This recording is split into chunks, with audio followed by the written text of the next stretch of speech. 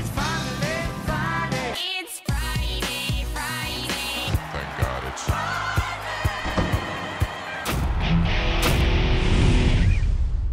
All right, welcome back to the Friday Show, presented by Woodbine Racetrack. I'm Scott Jagow, along with Ray Paulick. We're glad to have you with us. Coming up, a squeeze play in Kentucky. But first, there have been several incidents lately, Ray, that add up to a lot of frustration. I'm going to start with one that happened at Remington Park, where the wrong horse ran in a race. And it was a female horse, a mare, instead of a gelding, which seems absurd. What happened? Well, we don't know exactly what happened because so far the Oklahoma Racing Commission has been silent on this matter. But Carl Broberg trains the horse that won, and he trains the horse that was supposed to be in the race and wasn't. And he just said it was a terrible mistake on the barn's part. But it doesn't end with them, because there's a job called horse identifier. And while the regular horse identifier wasn't working that night, apparently, someone else was, and they didn't do their job. It's one of those jobs that the job description and title are the same. You identify horses, and it's not that difficult. You get the lip tattoo and you match it to the papers. Sometimes horses don't want to cooperate. Sometimes they're hard to read, but it has to be done, and it's done everywhere else. So to me, it was just incompetence on the part of the barn staff and whoever was doing the job of horse identifier. And of course, this should have been solved a long time ago, because there's a thing called microchipping, which has existed for many years, and we're just now getting it in the horse racing industry, which sounds like a familiar thing to say about the horse racing industry, the resistance to change.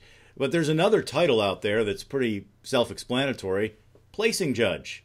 At Fort Erie recently, there was a race where they mistakenly called the wrong horse the winner, and then there was a long delay before they put up the right horse. But there wasn't really an explanation at that moment as to what happened. So a guy betting in the simulcast facility somewhere had the 1, and he's thinking, well, I won. Then all of a sudden, they show the 4, and that's the end of the story. Again, that's the one thing you have to do: get the placing right.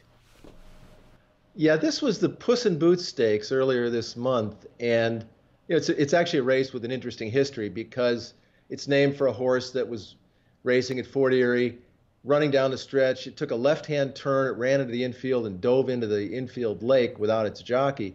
The jockey dives into the lake to save the horse before he realizes he doesn't know how to swim. And then the trainer dives in to save both of them. The whole thing took about 45 minutes, which is probably about how long it took for the placing judges to figure out they made a mistake and then to correct it. But it's because of that, Philly, they have a tradition that the winning jockey jumps into the lake after the winner's circle ceremonies are taken. But I think they should change their tradition now and make the placing judges and the stewards go down there and jump in the lake after the race is over, because they need to wake up. They're not doing their job. There was another incident at Fort Erie recently where the tote board froze up and the judges' console froze up, and it allowed wagering to continue after the race had started. Now, of course, they refunded the money and, said it's a no contest type of situation. I want to say that, things break, machines malfunction, people make mistakes. But there's already a perception out there, I know, among horse players, that past posting happens, that betting continues after the gates open. Tracks say, no way, it doesn't happen. And that's probably the case, but the perception exists. And so when something like this happens, it exacerbates that feeling, that sense. So, and again, things happen, but you have to do everything possible to prevent this from happening. You have to take it so seriously, because the result of a mistake can be, reverberate through the industry. And when you add all these things together, we're talking about it, because there's a lot of frustration. Yeah. Well, there was a case a couple weeks ago at Parks, the first race of the day. The photo finish camera didn't function properly. We don't know exactly what happened. No one told us what happened. But the stewards and placing judges decided, well, we're just going to have to call it a dead heat because it was a close finish. Now, the chart caller called the winner, and the track announcer called the winner, but the placing judges said, yeah, let's make everybody happy and we'll call them both winners. And we don't know what happened, as I said, because Pennsylvania, they never talk about anything. But I'm concerned with the competence of a lot of people that have jobs at the races. And, so it comes down to the competence of the people who are doing a lot of these jobs, and then accountability. Are they accountable for doing their job right? I don't think that's the case in a lot of places. And then finally, transparency. Let us know what happened. The fans, the people who are putting money into the game through the windows, need to know what happened. Why did this happen? Yeah, that's probably the biggest one right there. That's the one that the tracks and other organizations drop the ball on a lot, not communicating what happened. And if they make a mistake, again, people do that. Just admit it. Just admit it. And come up with a solution on the past posting thing. I mean, why is it that we have to allow betting until the last second? Back it up a little bit. Give yourself some cushion for error. People would get used to it. I know, when they've done that before, bettors get upset. But if they want to play the game, they ought to have, standards that can prevent, these things from happening. One of the issues here is there's nobody in charge. Of course, we've talked about this endlessly, but I was pleased to see that we are not the only ones harping on this. There was a boxing match recently where a very controversial call by a judge, people were just livid. It was a ridiculous call.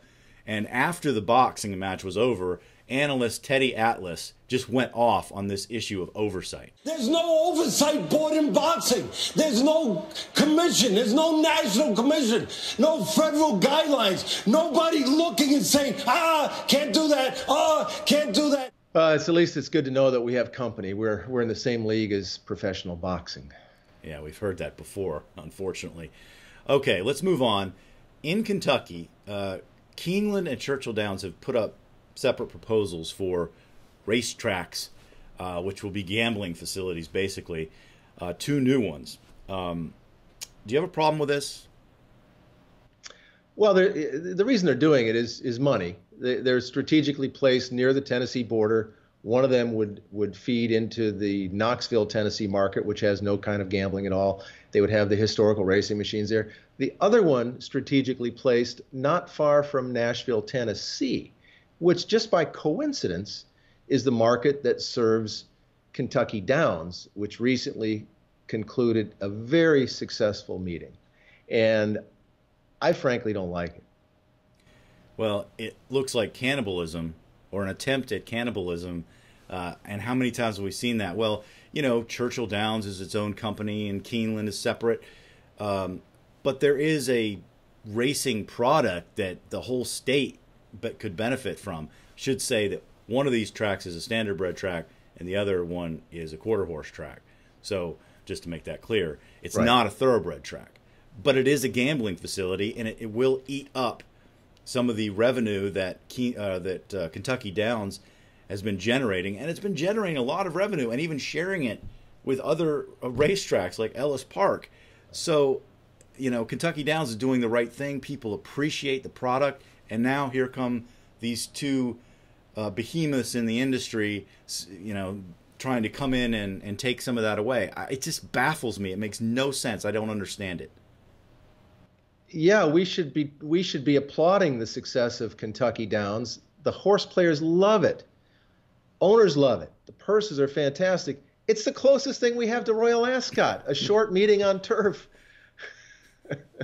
But instead, it appears to me that Keeneland and Churchill Downs are going after Kentucky Downs. It's as simple as that. But what does the Kentucky Horse Racing Commission think about it? Well, they have said that they are not going to take up any new licenses, which they would be required, possibly, because there's a couple of dormant licenses out there or there's a standardbred license at a place called Thunder Ridge, and there's a quarter horse license out there that maybe is in the works of being sold to Churchill Downs and Keeneland. So this is going to play out over a period of time. I don't like the way that this is being done. Well, what do you think? Take the poll on our website. Share your opinion on this. Do you think it's a good idea or not? PaulickReport.com. Ray, quickly, the Pennsylvania Derby is this weekend. The 3-year-old division is a mess. We have no idea who's going to be champion. Who do you like in this race where West Coast, the Travers winner, is the favorite? Well, first of all, this is really going to be a fun race, and so is the Cotillion for 3-year-old fillies. I like Timeline in the Haskell. He didn't run his race. I think West Coast is going to be tough, but I'm going to go with IRAP, the horse that West Coast just beat in the Travers. He went back, instead of going back to California like West Coast, he went down to Parks, and he's been working there, working well. And I think the fact that he's not traveling back and forth is going to be in his favor. I like IRAP to win. Yeah, Timeline is coming into this race almost the exact same way that Connect came in last year and won the Pennsylvania Derby for Chad Brown. But speaking of patterns, Irish Warcry, if you just look at his speed figures, just look at the speed figures, the performances, it's like terrible, good, terrible, so he's due for a good one. Irish Warcry to win the Pennsylvania Derby is my vote. All right, that's going to do it for this edition of the Friday Show presented by Woodbine Racetrack. Thanks for joining us, and we'll see you next time.